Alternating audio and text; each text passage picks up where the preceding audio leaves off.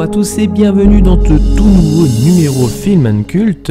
Et aujourd'hui nous allons parler de Garden State. Cette vidéo fait suite tout simplement au documentaire que j'avais effectué sur Zach Braff en avril 2019. Donc si jamais vous voulez voir son œuvre dans son ensemble, je vous invite donc à revoir cette vidéo. Et bien évidemment ici on parle uniquement de Garden State, donc c'est vraiment l'extrait de ce documentaire que vous allez retrouver dans son intégralité. Je vous conseille également de partager dans la zone commentaire vos impressions, vos critiques ou encore vos analyses personnelles. Garden State est une comédie dramatique écrite, réalisée et interprétée par Zach Braff, mettant en vedette Natalie Portman, Peter Sarsgaard, Ian Holm et bien sûr Zach Braff lui-même. Andrew, interprété par Zach Braff, mène une vie paisible à Los Angeles où il essaye sans trop de succès de devenir acteur.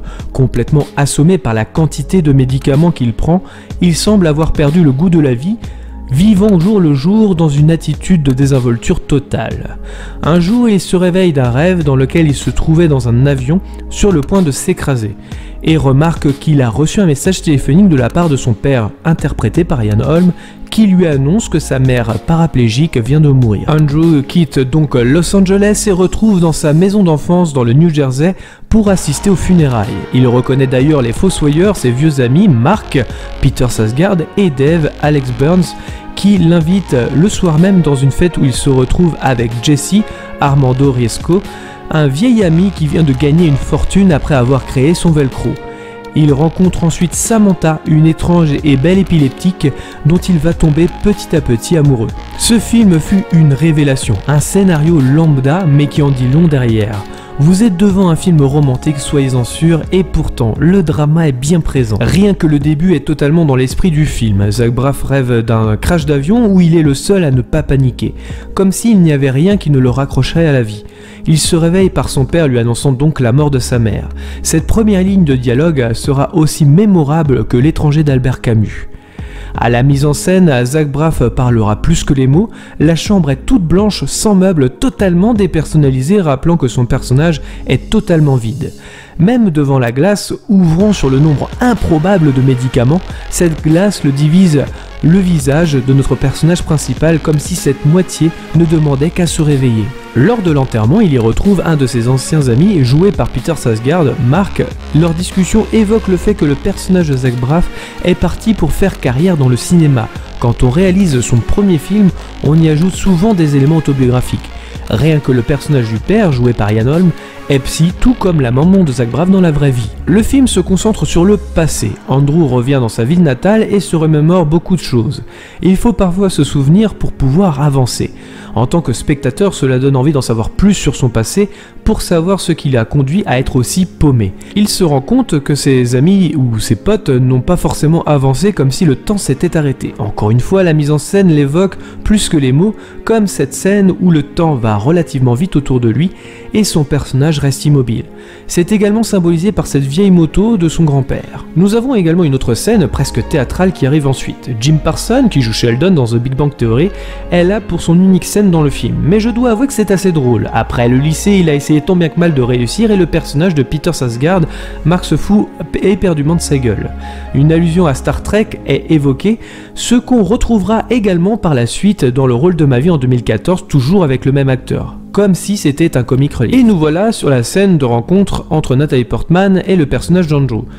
Bien que ce film emprunte beaucoup de clichés et de codes de films romantiques, la rencontre a de quoi surprendre. Dans une salle d'attente déjà, pendant qu'un chien essaie de satisfaire un besoin naturel sur la jambe d'Andrew. Natalie Portman, à l'époque, était engagée sur Star Wars et il faut dire que les critiques n'étaient pas tendres avec la jeune actrice. D'ailleurs, dans le film, elle n'hésite pas à y faire des allusions avec son partenaire de jeu. Tu venais pourquoi? Me recharger? Je suis un droïde. Tu mens souvent? Qu'est-ce que t'entends par souvent? Bon, bref, on pourrait changer de chapitre. Tu veux bien parler de choses positives? Positive. Ouais, le côté clair de la force.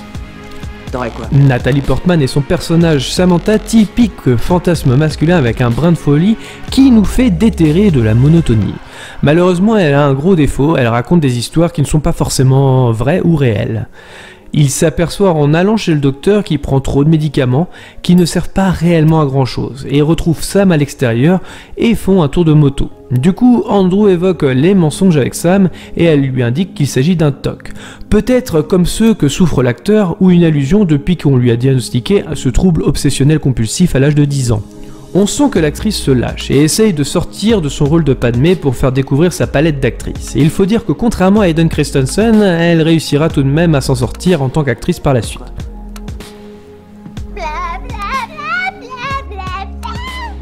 Je fais un bruit ou un truc de ce genre que personne n'a jamais osé, qu'on n'avait jamais vu. Et de cette façon, je suis sûre de redevenir unique, même si c'est qu'un instant. Et ça a jamais été fait, ça? Non, en tout cas pas ici. Non, là tu viens d'assister à une prestation humaine absolument sans précédent.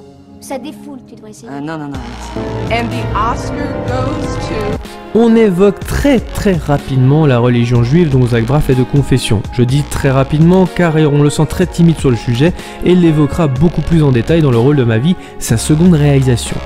La relation avec son père semble être chaotique, impossible de parler et les secrets de famille sont tabous. Les dialogues avec Sam sont extrêmement bien écrits, la relation semble sincère et attachante sans que ce soit cliché au possible, même si certaines scènes le sont. C'est voulu bien évidemment, mais on va y revenir. Une autre scène me fera ouvrir également les yeux sur des éléments de la vie de tous les jours. Toi, dans la maison où t'as grandi. Du jour au lendemain, même si tu peux toujours y poser tes valises, ce qui avant était ta maison n'a plus cette saveur. Je me sens toujours chez moi à la maison. Tu verras le jour où tu partiras. Ça arrive forcément ce jour-là, c'est fini. Et tu sais que ça reviendra jamais. Un peu comme la nostalgie d'une chose qui n'existe plus et qui te manque. Et puis c'est peut-être un rite de passage, va savoir. Une impression que tu retrouves seulement le jour où tu réinventes ta propre maison. Tu vois ce que je veux dire? Pour toi, pour tes enfants, ta famille. Si ça se trouve, c'est comme un cycle, un truc de ce genre. Nous avons toujours eu ce sentiment si tenté d'avoir coupé le cordon avec ses parents a eu lieu. Le fait de partir de ses propres ailes. C'est assez incroyable d'ailleurs comment ce film évoque le passé, la nostalgie, celle qui fera que le cinéma en sera victime par la suite. Je sais, je vais un petit peu loin dans l'analogie, cependant c'est ce que le cinéma fera quelques années plus tard, à savoir continuellement vous prendre en otage dans la nostalgie. L'idée est bien évidemment de vous faire retrouver cette saveur, comme l'indiquait Andrew, pour un sentiment d'être chez soi. On apprend la véritable fatalité des médicaments prescrits et les problèmes de communication avec son père. La culpabilité est mise en avant et en même temps la renaissance est proche. Sam est la solution pour s'en sortir même s'il ne le voit pas encore. La mise en scène continue, on y voit Zach dans une chambre avec un peu plus de couleur dans le cadre pour nous faire comprendre que le personnage d'Andrew se réveille un peu plus. On arrive à la scène qui donnera même l'affiche du film, à savoir la scène de la carrière. C'est là qu'Andrew s'abandonnera et se laissera aller. Comme une renaissance, encore une fois la mise en scène nous le démontrera via la pluie qui tombe sur les personnages.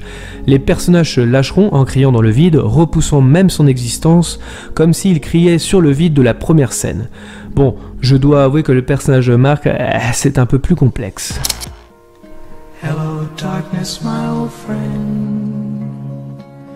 I've come to talk with you again, because a vision softly creeping. Mais le plan reste sublime. Malgré la vie, la mort, Andrew est en confiance avec Sam. Il se sent comme à la maison.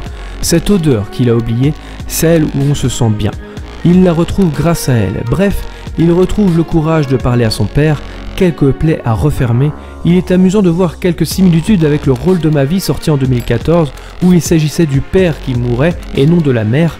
Par ces deux films, il évoque le deuil de ses deux parents tout en leur adressant un message. Je parlais de clichés et c'est dans sa finalité que cela se produit. Toutes les comédies romantiques se finissent en général dans un aéroport. Pourquoi partir si le bonheur est déjà là? C'est ainsi que se conclut le film. Sam a changé la vie d'Andrew. Grâce à ce fantasme masculin, elle réussit en 4 jours à le réveiller, tel un beau au bois dormant. C'est pour cela que j'aime ce film, et qu'il est si inspirant. Notre égoïsme ne voit pas ce qu'on a sous les yeux. Il finit là où il a commencé, à savoir dans un avion.